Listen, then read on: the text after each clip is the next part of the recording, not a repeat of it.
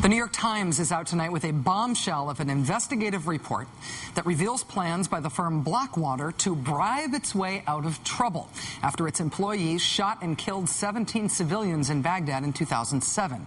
In the wake of that shooting and the outrage it provoked against Blackwater, the New York Times tonight cites 4 of the company's former executives as saying that the company approved secret bribes of about $1 million to be paid to Iraqi officials to silence their criticism of the company and to allow Blackwater to stay in Iraq. The bribes were reportedly authorized by Blackwater's president at that time, Gary Jackson. One former executive telling the Times that when confronted about the scheme, Blackwater chairman and founder Eric Prince did not dispute that there was a bribery plan. The bribe money was allegedly intended for officials in Iraq's interior ministry. None of the 4 former executives who spoke with the Times say they know whether or not the $1 million was actually delivered to the Iraqi officials.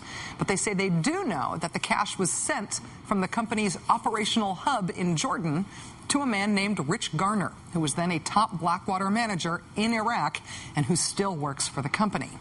There are a number of ways in which this plan could turn out to be illegal. As the Times points out, if Blackwater followed through with the bribes, the company or its officials could face charges of obstruction of justice and violating the Foreign Corrupt Practices Act, which bans bribes to foreign officials.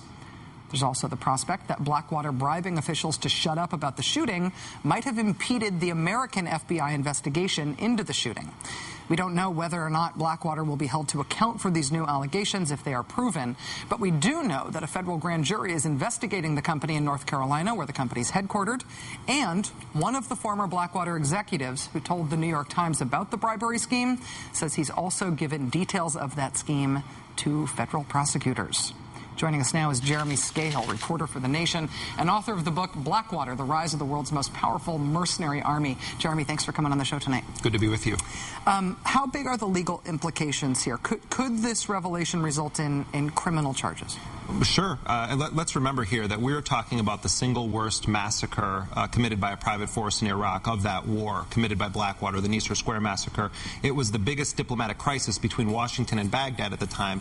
You had the Iraqi government saying that Blackwater was banned from the country and then suddenly doing an about-face, and Blackwater remains in Iraq to this day. So on the issue of criminality here, when you have the FBI going over to conduct a criminal investigation, if you had Blackwater officials attempting to bribe Iraqis, that's tantamount to tampering with a federal investigation. There is a grand jury sitting right now in North Carolina that has reportedly been informed of these allegations by Blackwater officials. Very serious. On the issue of Iraqi officials changing their tune, we don't, of course, know if the bribes were actually paid to Iraqi officials. But you're saying that the Iraqi government, at least some officials in the Iraqi government, did radically change their mind about how badly they wanted Blackwater out of the country. Absolutely. And let's remember, Blackwater is a company that had deep political ties to the Bush White House. Eric Prince, the owner of Blackwater, has a home in Wyoming where Dick Cheney has one. This was one of the top companies of the Bush administration. The State Department was always defending Blackwater. So you had a sort of 1-2 punch where you had Blackwater literally paying hush money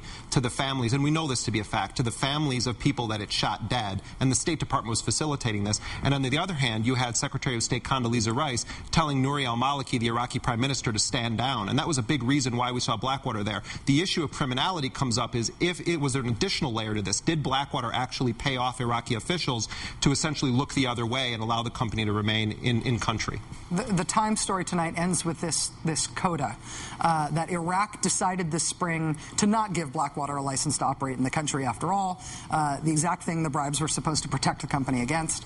And the Times says that the State Department took away Blackwater's Iraq contract and gave it to Triple Canopy, which is why I wanted to talk to you, because isn't Blackwater still in Iraq? Yeah, Blackwater has a $200 million contract in Iraq for aviation services, but the State Department confirmed to me that Blackwater is still armed in Iraq indefinitely. And I should also say, Rachel, Triple Canopy hired former Blackwater guys after that contract was transferred over to Triple Canopy.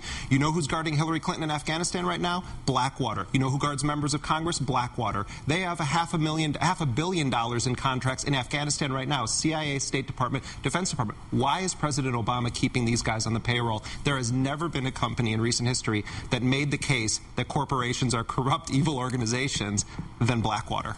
The line in Washington has long been that you can't get rid of this company, you can't get rid of these firms because we're not capable as a government or as a military of doing what they do without them. What do you make of that? You talk to people in the military and they'll say that that's nonsense. Another way of looking at this is Blackwater knows where a lot of bodies are buried. These are guys who worked on the CIA's assassination program, the drone bombing campaign, and regarding all of the senior officials. They know a heck of a lot about what happened in Iraq and Afghanistan, and those are not guys that you want on the other side of the fence if you're running things in Washington.